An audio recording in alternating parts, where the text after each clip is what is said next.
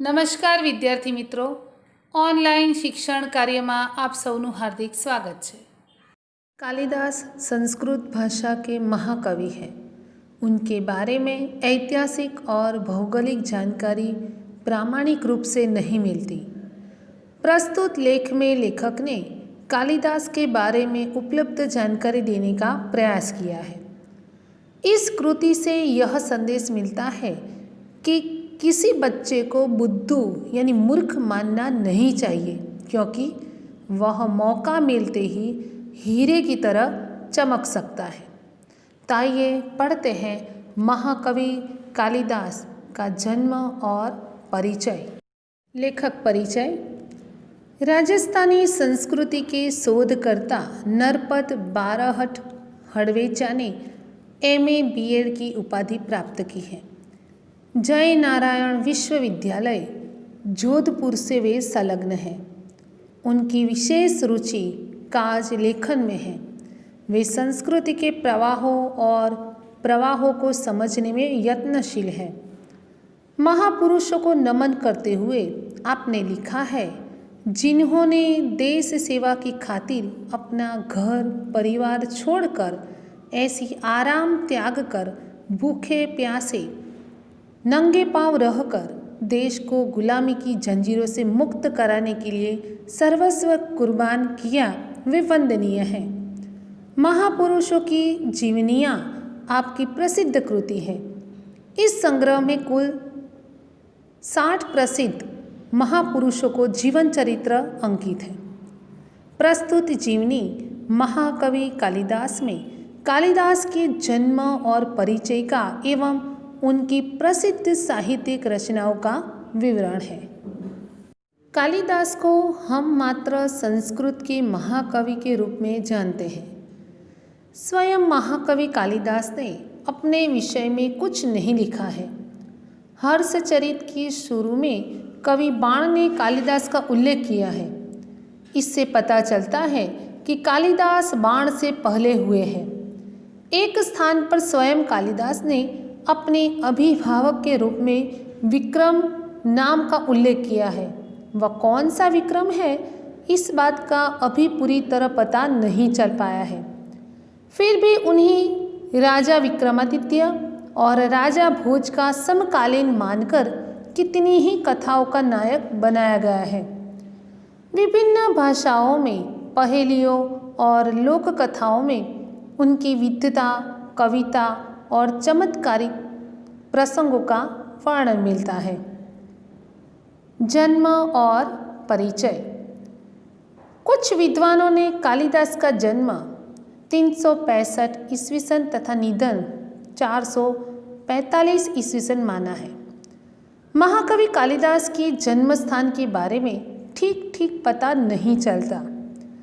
कुछ विद्वानों ने उनका जन्म स्थान उज्जैनी वर्तमान उज्जैन माना है, जो सही लगता है, क्योंकि मेघदूत में स्वयं कवि ने उज्जैनी को विशेष दर्शनीय कहा है और लंबा रास्ता पड़ने पर भी उधर से जाने के लिए बादल से अनुरोध किया है।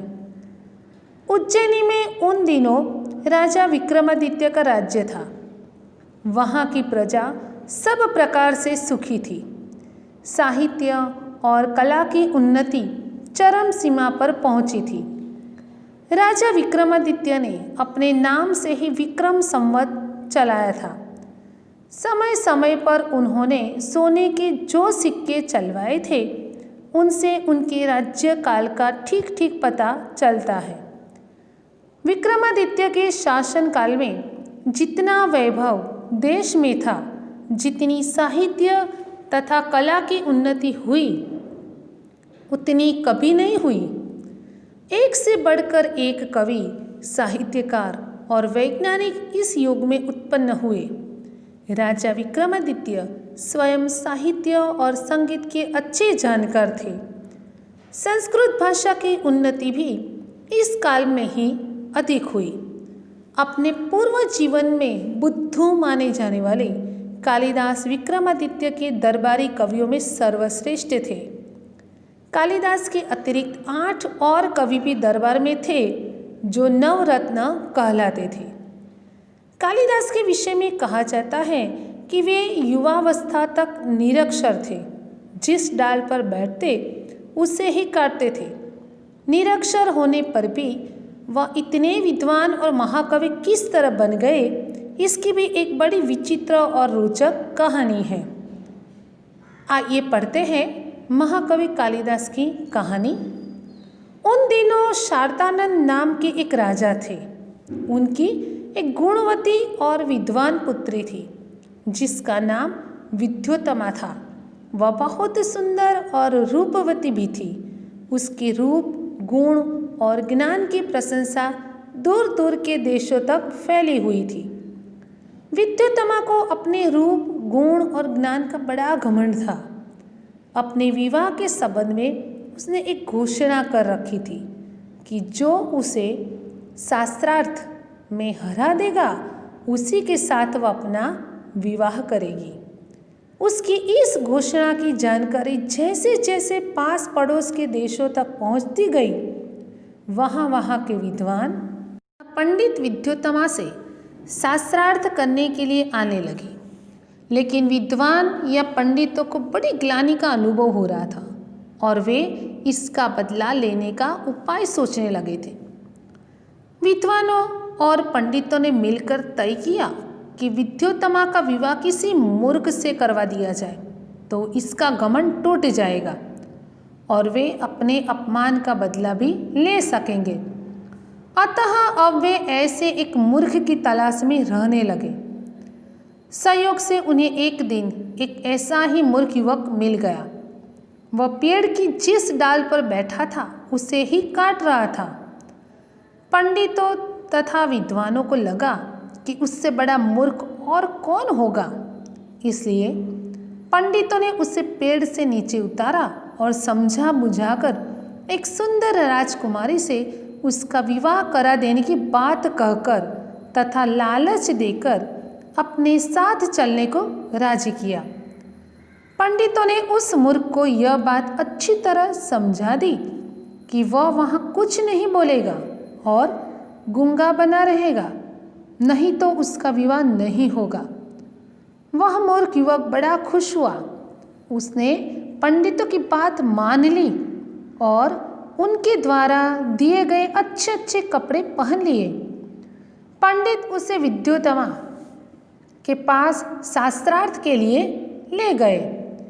राजकुमारी विद्योत्तमा को उस मूर्ख युवक का परिचय देते हुए पंडितों ने बताया कि ये हमारे गुरु हैं और बहुत बड़े विद्वान हैं, शास्त्रों के जानकार हैं।